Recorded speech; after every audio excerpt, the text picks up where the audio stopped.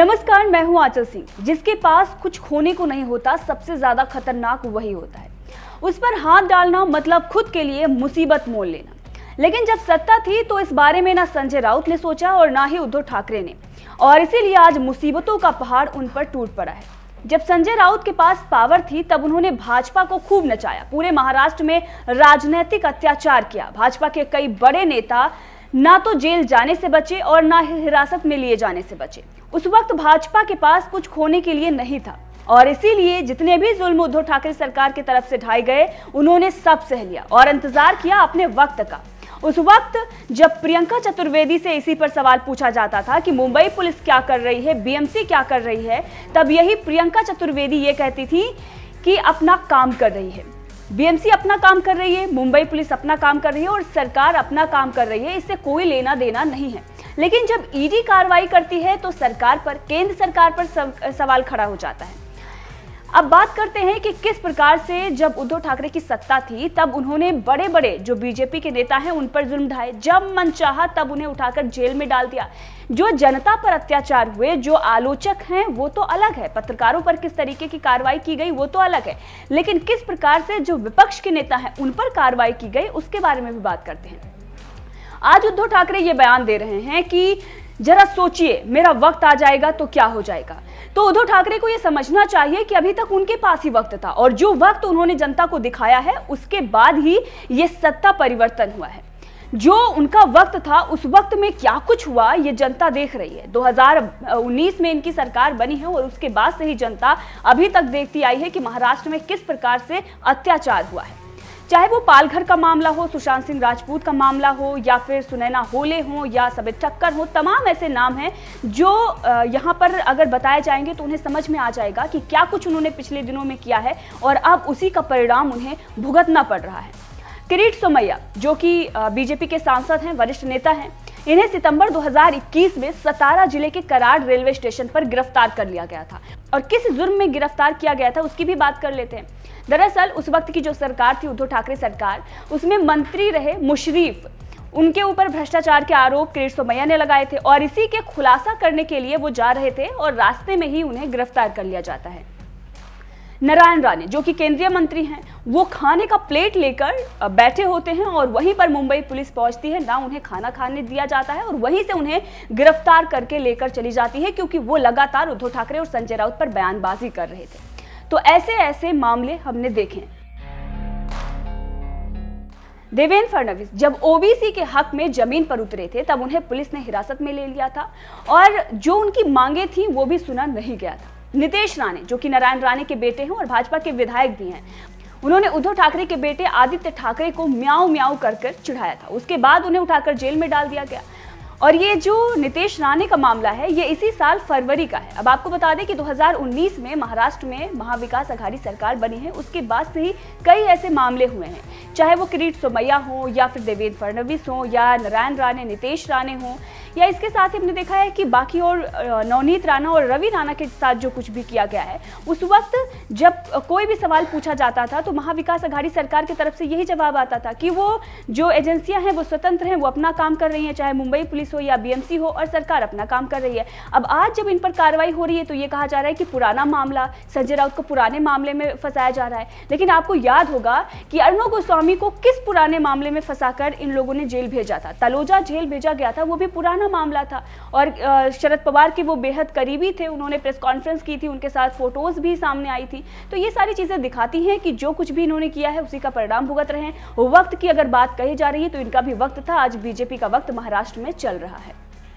और इसीलिए बीजेपी अब ये कार्रवाई कर रही है। भ्रष्टाचार हुआ है तो डरने की कोई बात नहीं है, सच सामने आ जाएगा। जिस तरीके से अर्णब गोस्वामी और कंगना रनौत, तमाम लोग, उन लोगों को न्याय मिला, अगर ऐसा इन्हें लग रहा है कि ये बेकसूर हैं तो इन्हें भी न्याय मिलेगा कोर्ट से। अब अगर हम देखें 2019 के बाद 2020 से तो महाराष्ट्र की राजनीति को करीब से देखने पर यह पता चल रहा है कि संजय राउत जो बदले की भावना से कार्रवाई कर रहे थे, उद्धव ठाकरे जो उस वक्त उनका जो एक तानाशाही उनकी चल रही थी महाराष्ट्र में, अब उस सब पर यही लगातार सोशल मीडिया पर भी कहा जा रहा है। लोग याद दिला रहे हैं कि किस प्रकार से जुल्म ढाया गया है। इन लोगों को भी यह समझना चाहिए कि जनता ने वो वक्त देखा था। मुंबई में कोई भी आलोचना करने से डरता था, कि या तो केस हो जाएगा या फिर शिवसेना के गुंडे आकर उन्हें पीटकर चले जाएंगे। नेवी के ऑफिसर का मामला तो आपको याद ही होगा। हमने कई सारी रिपोर्ट आपको दिखाई है और जिसमें यह बताया है कि कितने मामले थे जिसमें उद्धव ठाकरे और संजय राउत ने आलोचना करने वालों पर या तो उनको उठाकर जेल में डाला या फिर उन पर किस तरीके का अटैक किया गया, चाहे वो कांग्रेस की तरफ से हो या शिवसेना की तरफ से हो। ये तो भ्रष्टाचार का बड़ा मामला है जो संजय राउत पर लगा है। और उद्धव ठाकरे के कामकाज पर सवाल उठाने पर सुनैना होले को जेल भेज दिया गया था, नेवी ऑफिसर पर अटैक किया गया था, कंगना रनौत के घर पर बुलडोजर चला दिया गया, समित ठक्कर को उठाकर 24 दिन की जेल में रखा गया क्योंकि उन्होंने आदित्य ठाकरे का नामकरण कर दिया था। रश्मि शुक्ला पर शिकंजा कसने की कोशिश की गई क्योंकि उन्होंने फोन टैपिंग मामले को उजागर किया था। एक बड़ा भ्रष्टाचार उन्होंने ट्रांसफर पोस्टिंग का उजागर किया था, इसलिए उन पर शिकंजा कसने की कोशिश की गई। सुशांत सिंह मामले में इन्वेस्टिगेशन करने गए पत्रकार को, जो आज भारत का पत्रकार था, उसे जेल में डाल दिया गया। अर्णव गोस्वामी को पुराने मामले में उठाकर जेल में डाला गया, तलोजा जेल भेजा गया। और आज जो ये सवाल खड़े कर रहे हैं कि चाहे वो आम आदमी पार्टी के नेता संजय सिंह हो, जो ये बता रहे हैं कि पुराने मामले में उन्हें जेल में नहीं डालना चाहिए था और बदले की भावना से कार्रवाई हो रही है, तो उन्हें समझना चाहिए कि अर्णव गोस्वामी को भी एक पुराने मामले में जो केस क्लोज हो गया था उसको फिर से ओपन किया गया और रीओपन करके अर्णव गोस्वामी को जेल में डाला गया था। अर्णव गोस्वामी आत्महत्या कर लेंगे, ये बात भी नवाब मलिक की तरफ से कही गई थी और आज वही नवाब मलिक जेल में है। स्वप्ना पाटकर, नवनीत राणा, रवि राणा, कितने ऐसे नाम हैं जिनसे सिर्फ और सिर्फ राजनीतिक बदला लिया गया था और ये सब उद्धव ठाकरे के राज में किया गया। आज वो नवाब मलिक भी जेल में हैं जो अर्णव गोस्वामी को आत्महत्या करने की बात कह रहे थे, कैमरे पर जिन्होंने ये बात को बोली थी। और सुशांत सिंह राजपूत मामले में सीबीआई जांच की मंजूरी ना देने वाले अनिल देशमुख भी जेल में हैं। और अब संजय राउत, जो मीडिया में आकर खूब बयानबाजी करते थे, वो भी जेल पहुंच गए हैं। और अब ये बोला जा रहा है कि संजय राउत के बाद जेल कौन जाएगा। ये बड़ा सवाल है कि क्या अनिल परब जाएंगे या असलम शेख।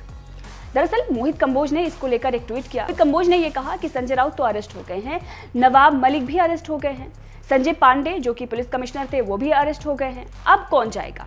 अब इस पर जो बीजेपी को समर्थन देते हैं निर्दलीय विधायक रवि राणा, जो कि नवनीत राणा सांसद हैं, उनके पति हैं, उन्होंने इस पर बयान दिया। उन्होंने कहा कि पिछले 1 साल से ईडी निष्पक्ष तरीके से जांच कर रही है। कई बार संजय राउत को पूछताछ के लिए बुलाया गया लेकिन संजय राउत टाल मटोल करते रहे। संजय राउत ने हेराफेरी की है, इसके सूत्र दूर दूर तक फैले हैं। अब ये मामला अनिल परब तक पहुंचेगा, उन्हें भी जेल में जाना होगा। ये बयान नवनीत राणा के पति रवि राणा की तरफ से दिया गया। तो आप समझ सकते हैं कि किस प्रकार से जो आज बयानबाजी ये की जा रही है कि बदले की भावना की कार्रवाई की गई और हमारा वक्त आएगा तो हम देख लेंगे। वक्त जो था वो आपका था और जनता ने वो वक्त देखा है। बहुत सारे मामले हैं उस वक्त जो हुए हैं वो सभी ने देखा और उस वक्त ये मांग उठती थी कि कब संजय राउत पर एक्शन होगा। केंद्र सरकार बस देखे जा रही है, बीजेपी कुछ नहीं कर पा रही है, ये बड़े सवाल खड़े होते थे और जनता मांग कर रही थी कि अनिल देशमुख अगर वो कुछ गलत कर रहे हैं तो उन पर कार्रवाई क्यों नहीं हो रही है, नवाब मलिक अगर उन्होंने कुछ गलत किया है तो उन पर कार्रवाई क्यों नहीं हो रही है, अगर संजय राउत ने घोटाला किया है, चाहे वो पीएमसी बैंक का घोटाला हो या फिर अब ये जो पात्रा चौल का मामला है, अगर इसमें उन्होंने भ्रष्टाचार किया है तो जेल जाना ही होगा। और जब एजेंसियां अपना काम करती हैं, ये जेल जाते हैं तो बदले की भावना से कार्रवाई हो रही है, ऐसा कहा जाता है। तो पहले तो जो कुछ भी इन्होंने किया है उसे देखना चाहिए था और आज जो सारे सवाल खड़े हो रहे हैं, चाहे संजय सिंह आम आदमी पार्टी के जो नेता हैं वो खड़े कर रहे हैं या उद्धव ठाकरे जो ये कह रहे हैं कि हमारा वक्त आएगा हम देख लेंगे, उन लोगों को ये सारी चीज़ें देखनी चाहिए और एक बार उठाकर इस रिपोर्ट को देखना चाहिए। हमने कई सारी रिपोर्ट भी दिखाई है कि उद्धव ठाकरे ने कब कब लोगों पर सिर्फ और सिर्फ आलोचना करने पर जुल्म ढाया है।